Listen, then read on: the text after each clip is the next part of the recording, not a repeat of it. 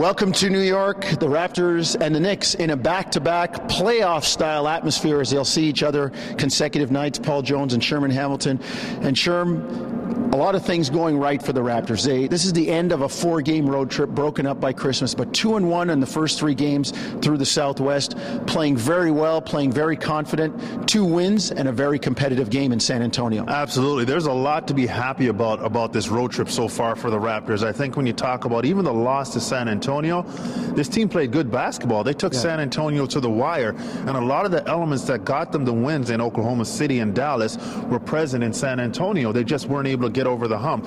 Maybe a bit of fatigue at the end of that trip in the Southwest, but having said that, what we're seeing from this team is confidence being built, and that's something that comes from doing it the right way, that fits your personnel, that allows you to have repeatable performances.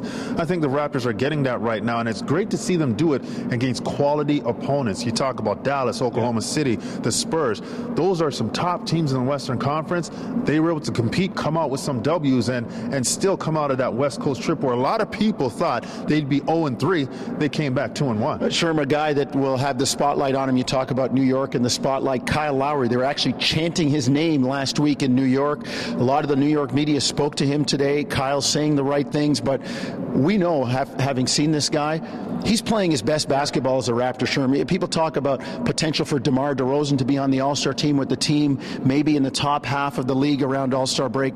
If DeMar's in that conversation, for the way he's playing right now, in my mind, Kyle's got to be in that conversation as well. I couldn't agree with you more, Jones. I think Kyle has shown that this point of his career, understanding where he is and everything that's encompassed with, last year of the deal, all the trade rumors that are swirling around, he's done, I think, as good as a job as you can do in this scenario. He's been consistent with what he's doing in terms of running the team. His assist to turnover ratio is great. He's doing a great job picking his spots offensively when he's looking for his offense, and defensively, he's doing some good things as well. I think Kyle is handling this situation as a real professional, and that's good for the Raptors. And like you said, as good as DeMar is playing, Kyle has been a big reason why they're playing so well. Well, one of the guys that will probably try to play well tonight, amidst all the turmoil in New York, the bad record, last in the NBA in points in the paint, in fast break scoring, the 3 not falling, all of the stuff falling apart for New York.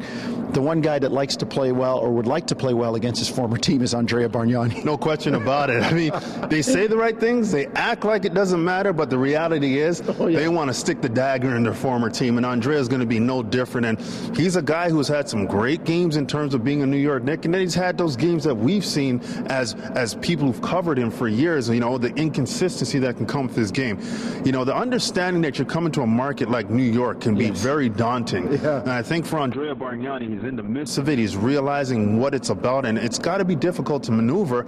Having said that, he's a guy that they're depending on to help them out. Even though a lot of parts are missing in terms of injury, there's really no consistency with that roster. They're playing a disjointed style of basketball. The head coach is struggling to get everybody to fit together. I think Andrea's now understanding how difficult it can be in a market like this to have success, especially when you're not playing well and the team around you is not playing well. It can be really, really crushing. You can see the game tonight starting at 7:30 on TSN2. We get you going on NBA TV Canada at 7 with Game Day, and you can hear it on the radio side at 7:30 on Sportsnet 590, The Fan.